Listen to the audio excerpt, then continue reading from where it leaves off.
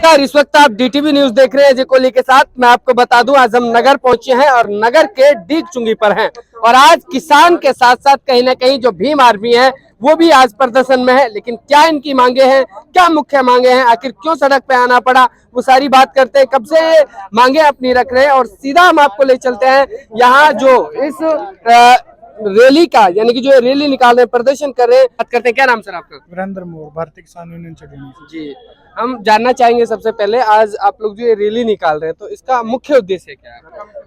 हमारा काफी लंबे समय से जो नहरी पानी, चंबल के नहरी पानी को लेकर पूर्वी रास्ता नहर परियोजना को लेकर आंदोलन चल रहा था और आज जो अलवर और भरतपुर जिले के साथ जो इसमें शोषण हुआ था, अलवर जिले का पानी जो डीएमआईसी को प्रस्तावित किया गया था, आज उसी डीएमआईसी का उद्घाटन करने लालसोट में माननीय प्रधानमंत्री नरेंद्र मोदी जी आ रहे हैं।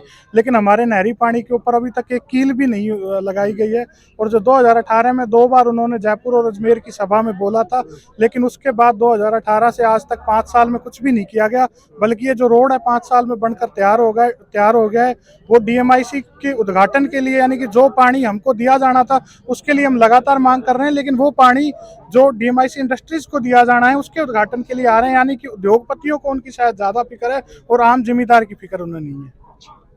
आप लोग पानी, नहर की मांग करते हैं, पानी की मांग करते हैं। जी, मैं मोहन सिंह गुजर, किसान संघर्ष समिति का भरतपुर जिले का संयोजक हूं और पिछले 7-8 वर्ष से निरंतर भरतपुर जिले की सिंचाई के लिए संघर्ष कर रहा हूं।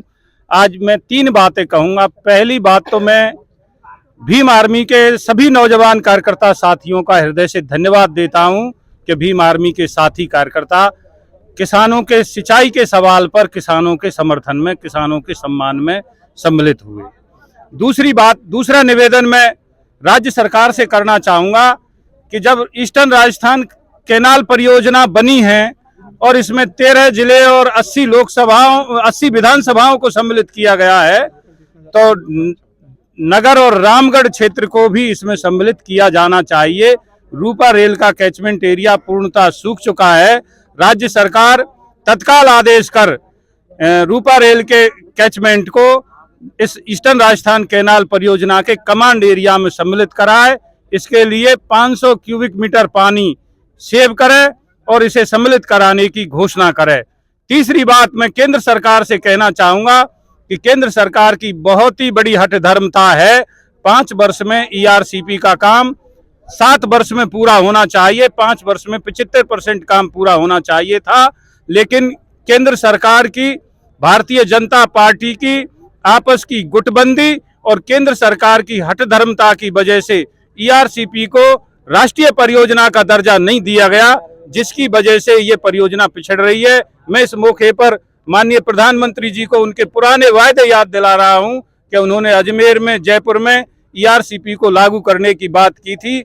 आज वो दौसा में हैं, वो इस बात की घोषणा करें कि ईआरसीपी को राष्ट्रीय परियोजना घोषित करेंगे ताकि इस पर शीघ्रता से काम शुरू हो। बहुत बहुत धन्यवाद साथ। अगर मान लीजिए सरकार इस बात को नहीं मानती है तो आगे का क्या वो होगा सर? सर, हक मांगने से नहीं मिलना, छीनना पड़ता है। अगर ये हक हमें नहीं देंगे तो हम इस देश के नौजवान हैं, हम इस देश के होनहार हैं, हम चाहे तो हक अपना छीन लेंगे इनसे। मैं पूर्व प्रदेश अध्यक्ष, आजाद समाज प्रदेश महासचिव, और मैं यहाँ के स्थानीय नेताओं से भी कहना चाहता हूँ जो कांग्रेस बीजेपी के तलवे चाट रहे हैं वो चाटना बंद कर दें। यहाँ मजदूर और लोकल की आवाज उठाना शुरू कर दें। उसका भी बहुत अच्छा। जो एसपी पार्टी है कहीं ना कहीं किसानों के मतलब साथ चल के अपना वर्चस्व बना रही हो। हम वर्चस्व बनाने वाले होते ना सर, अब तक बना लिए होते। हम शोषित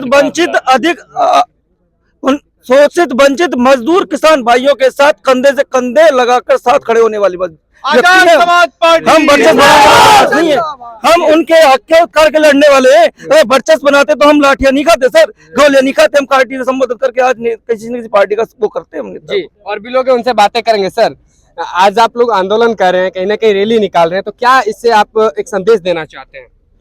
मैं क्या मांगे रखना चाहते हैं? मांग तो मेरे भाइयों ने बता दी, लेकिन मैं कुछ बातें आप लोग के सामने रखना चाहता हूँ जिसको समझना हम आम नागरिक को बहुत जरूरी है। देश के आधार स्तंभ के रूप में 4 पिलर माने गए हैं, जिसमें पहला पिलर होता है शासन, जो कि जिसको सरकार कहते हैं, राज्य सरकार और केंद्र सरकार। दूसरा पिलर होता है प्रशासन, केंद्र सरकार का प्रशासन और राज्य सरकार का प्रशासन। तीसरा पिलर के बारे में अभी नहीं बोलूंगा, चौथा पिलर के रूप में मीडिया बताया जाता है, लेकिन जो तीसरा पिलर होता है उसको कहते हैं नागरिक समाज, जो कि मूल समाज, जो मूल पिलर है इसका। मीडिया और प्रशासन का बीच की मुख्य जो पिलर है वो नागरिक समाज है, जिसको सिविल सोसाइटी कहता है। सिविल सोसाइटी के पास संख्या भले ही 50 की हो चाहे 100 की हो, लेकिन वो आवाज़, जो जनता की आवाज़ है, सरकार तक पहुंचाती है मीडिया के माध्यम से। इस समाज को नकारने के लिए, इस समाज को खत्म करने के लिए केंद्र सरकार व राज्य सरकार दोनों मिलकर काम कर रही है। यही वो समाज था जिसने आज़ादी दिलाई थी, यही वो समाज था जिसने संविधान रचवाया, यही वो समाज था जिसने आज तक इस देश में आज़ादी को कायम किया हुआ है। इस समाज के पक्ष में और इस समाज की आवाज़ को रोकने के लिए राज्य सरकार व केंद्र सरकार प्रयास कर रही है और लगातार ये कहती है कि ये लोग कभी खालिस्तानी हैं, कभी ये लोग इस जाति के हैं, कभी ये लोग उस जाति के हैं और ये लोग इस धर्म के हैं। नागरिक समाज का सिर्फ एक चेहरा होता है, वो सिर्फ नागरिक होता है और उसकी आवाज़ होती है। आज यहाँ पर जो लोग इकट्ठे हुए हैं सब उस नागरिक समाज का प्रतिनिधित्व कर रहे हैं।